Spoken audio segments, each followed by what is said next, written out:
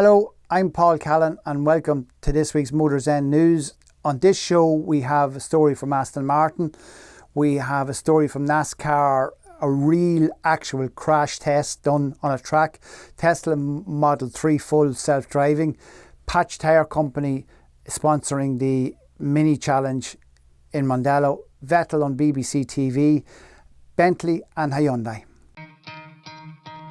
You could try to play, but you're never gonna beat me. Aston Martin DBX 707 is their new SUV, as in all of these big prestige brands are now getting into building SUVs.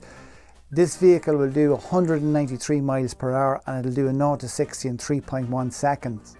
And when I seen those statistics, I immediately assumed it was electric, but it's not. It's old school. It's V8 twin turbo 4.4 litre.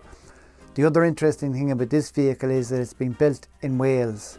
They've got a new factory in Wales producing this DBX 707, and it's the first time in 50 years that car production has been in Wales. NASCAR USA Talladega Super Speedway, and they've simulated a real crash on a real track with a robotic driver. Yeah, 130 miles an hour at an angle of 24 degrees is what they set the parameters up for the robot to hit the barrier. It hit the barrier within 2 centimeters of the target and 1 degree, so at 23 degrees. The idea of this was to test a race car, test the safety structure, test the cell, test the road cage. So it was a real crash test with a robot in the vehicle. They said that the data they got from this vehicle they couldn't have got from any test facility, and it's being used now in the structure and design of NASCARs in America.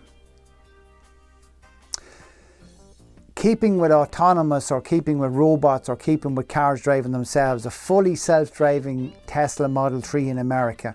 We will show the footage of it. It shows the car sitting at the traffic lights. It shows the lights go green. It takes 6 seconds before the Tesla drives off. And as it drives off, it gets hit from the side by a pickup truck.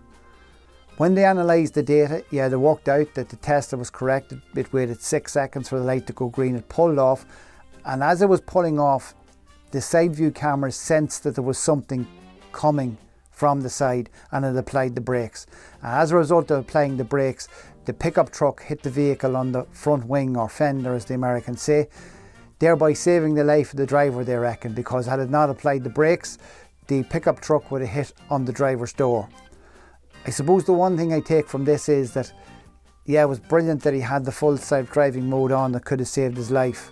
But I do think if we were driving around with the full self-driving mode on and we're sitting for 6 seconds on a green light, I think we might be inclined to turn it off and think this is waiting too long. There's 6 seconds is too long to be waiting on a green light. But in this instance, the full driving mode saved his life, and I think this is what we're going to see more and more with autonomous driving, is that the road safety aspects to autonomous driving.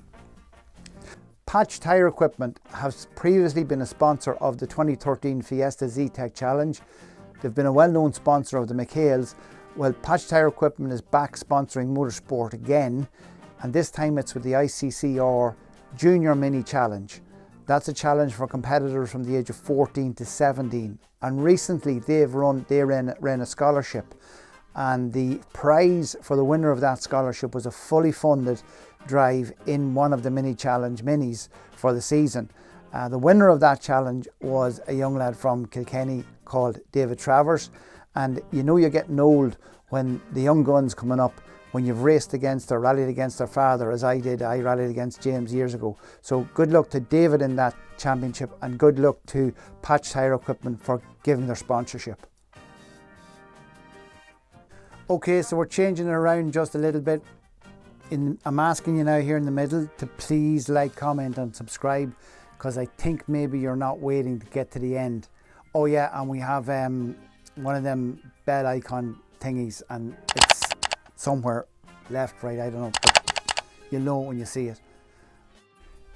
A place that you wouldn't expect to see a 4-time world champion would have been on BBC's Question Time. But on last week's BBC's Question Time, Sebastian Vettel was on the panel. The main emphasis of the show was to talk about the energy crisis, and Vettel was stressing the importance of countries not to be dependent on a sole energy supplier like his home country of Germany is. But the host pointed out to Vettel that he drove in a gas-guzzling sport, and he asked him if he thought he was a hypocrite for this reason. And Vettel's reply was that he does think he's a hypocrite, and he said, "I'm not a saint." Now, he was very conscious of trying to change his life, and he is very conscious of what's going on in the world. But he did make a point that I thought was interesting. He said F1 is a source of entertainment, and he believed that people would probably go mad without these things to enjoy. And I think that's a valid point too. I think that at what point do you just completely stop everything? At some point you have to just say, look, I do this because I enjoy it. And Vettel spoke about driving the car and how he loves driving cars and always wants to continue to do it as a source of fun, if nothing else.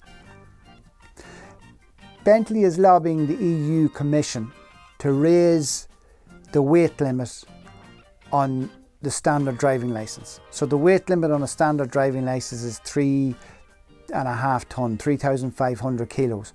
But the problem is, the Bentayga, the extended wheelbase Bentayga, weighs in at 2,514 kilos. At gross it weighs in at 3,250 kilos.